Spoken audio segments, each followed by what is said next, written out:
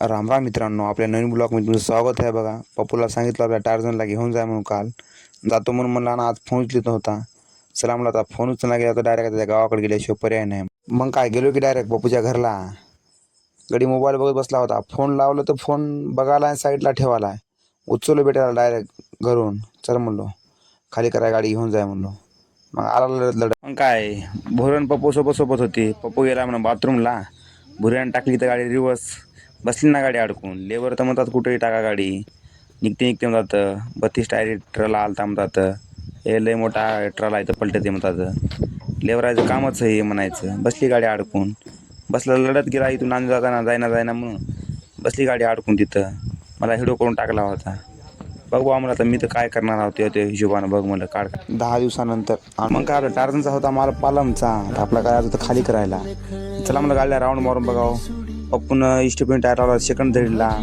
पाठीमागे डमनीची टायर फुटली होती. डमनीची काढून दंड्याला लावला होता. 2-3 टायर फोडून आणला होता. चला म्हणलं आता काय, आता हिच्या काय बोलणं तर काय फायदा नाही म्हणलं पप्पूला. पप्पूनं काय बुकी मारून फोडला नाही टायर.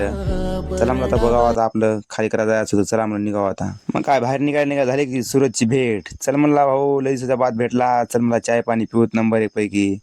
चल म्हणलो. सूरज होता माल नागपूरचा. मग काय सूरज संग चाय पाणी पिऊन आलतो बघा टापोटाप. पालमला खाली केलो. पालमला सकाळी घंट्याभरात खाली केलं पार्टीवाल्यानं. चला म्हणलं आता लोडिंगला तर आपल्या यायचं होतं बळीराजाला इकडे पूर्ण्याला. आपला माल होता बळीराजाहून जगत्यालचा. चला म्हणलं आता आज काय आपली गाडी भरणार नाही. डिवण होता काय नव्हता. चला म्हणलं बैल जोडी बघावं कशी आहे काय नाही. नंबर 1 पैकी आपली टार्झन तिकडे लावली होती पल्लीकड.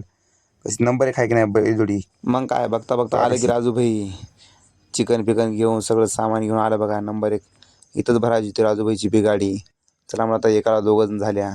तर नंबर 1 पैकी चिकनला मला तडका राजूभाईनं पद्धतशीर. चला मग आता जेवण करून घेऊ. आपला ब्लॉग कसा वाटला काय नाही कमेंट करून सांगा मित्रांनो.